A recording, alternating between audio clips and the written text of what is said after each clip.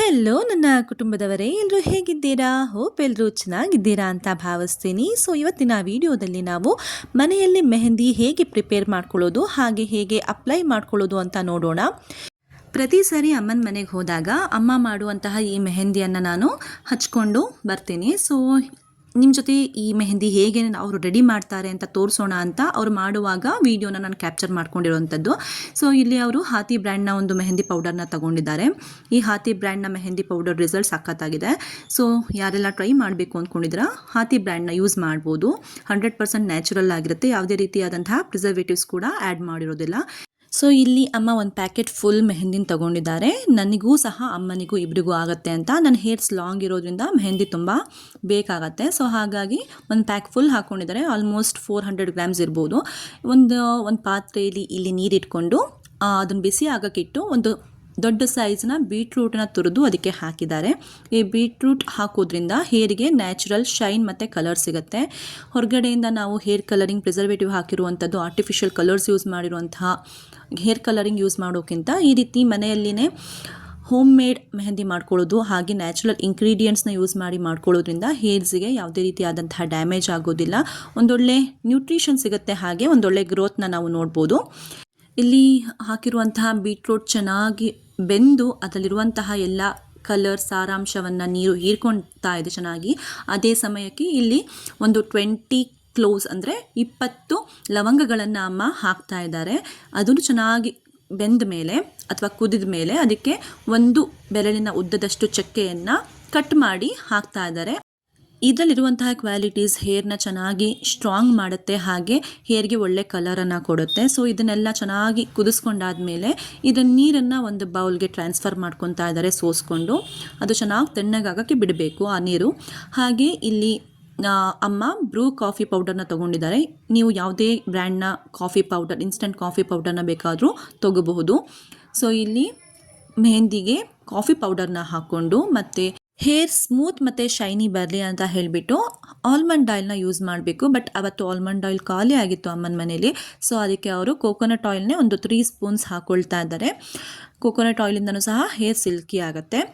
ಇದು ಚೆನ್ನಾಗಿ ಹಾಕ್ಕೊಂಡಾದ್ಮೇಲೆ ಇದಕ್ಕೆ ನಾವೇನು ಕೂಲ್ ಡೌನ್ ಮಾಡ್ಕೊಂಡಿದ್ವಲ್ಲ ಬೀಟ್ರೂಟ್ ರಸ, ಆ ರಸನ ಹಾಕ್ಕೊಂಡು ಸ್ವಲ್ಪನೇ ಹಾಕ್ಕೊಂಡು ಕಲಿಸ್ತಾ ಇದ್ದಾರೆ. ಗಂಟು ಇಲ್ದಂಗೆ ಕಲಿಸ್ಕೋಬೇಕು. ಒಟ್ಟಿಗೆ ಹಾಕ್ಕೊಂಡ್ಬಿಟ್ರೆ ಅಕಸ್ಮಾತ್ ಮೆಹಂದಿ ನೀರಾಗಿಬಿಟ್ರೆ ಹಚ್ಕೊಳ್ಳೋಕೆ ಬರೋದಿಲ್ಲ. ಸೊ ಹಾಗಾಗಿ ಸ್ವಲ್ಪನೇ ಹಾಕ್ಕೊಂಡು ಸ್ವಲ್ಪನೂ ಗಂಟು ಇಲ್ದಂಗೆ ನೀಟಾಗಿ ಕಲಸಿ ಇಟ್ಕೊತಾ ಇರೋದು. ಇಲ್ಲಿ ನಾವು ನಾಳೆ ಹಚ್ಕೋಬೇಕು ಅಂತಂದರೆ ಇವತ್ತಿನ ದಿನ ರಾತ್ರಿ ಅದನ್ನು ಪ್ರಿಪೇರ್ ಮಾಡಿ ಬಿಡ್ತಿರ್ತಕ್ಕಂಥದ್ದು. 8 ರಿಂದ 10 ಗಂಟೆ ಆ ಮೆಹಂದಿ ನೆನಿಬೇಕು. ನೋಡಿ, ಈ ರೀತಿ ಬೆಳಗ್ಗೆ ಎದ್ದು ತೆಗೆದು ನೋಡಿದಾಗ ಇಷ್ಟು ಚೆನ್ನಾಗಿ ಸ್ವಲ್ಪನೂ ಗಂಟು ಇಲ್ದಂಗೆ ಮೆಹಂದಿ ರೆಡಿಯಾಗಿತ್ತು.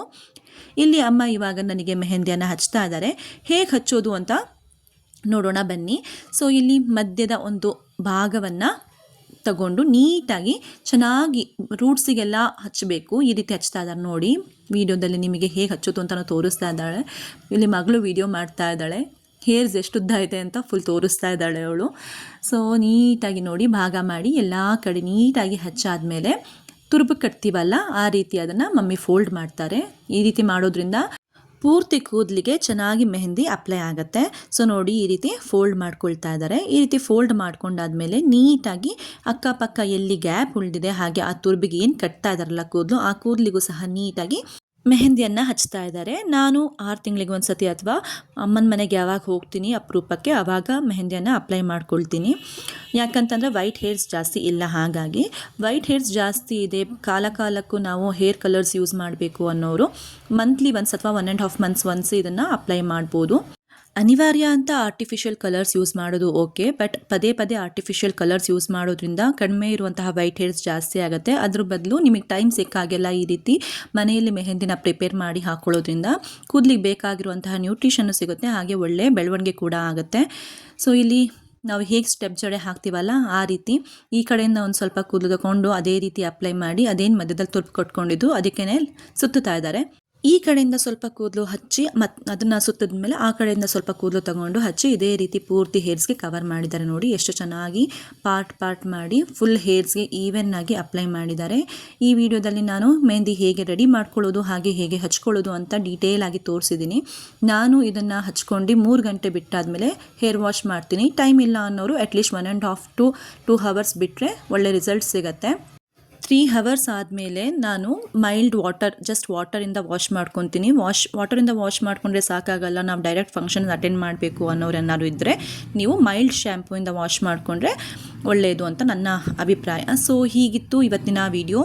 ಇನ್ನು ಇದೇ ರೀತಿಯಾದಂತಹ ಇನ್ಫಾರ್ಮೇಟಿವ್ ವಿಡಿಯೋಸ್ನ ಅಪ್ಡೇಟ್ಗೋಸ್ಕರ ನನ್ನ ಚಾನಲ್ನ ಸಬ್ಸ್ಕ್ರೈಬ್ ಮಾಡಿಕೊಂಡು ಲೈಕ್, ಶೇರ್ ಮತ್ತು ಸಬ್ಸ್ಕ್ರೈಬ್ ಮಾಡೋದನ್ನು ಮರಿಬೇಡಿ. Thank you. ಶುಭ ದಿನ.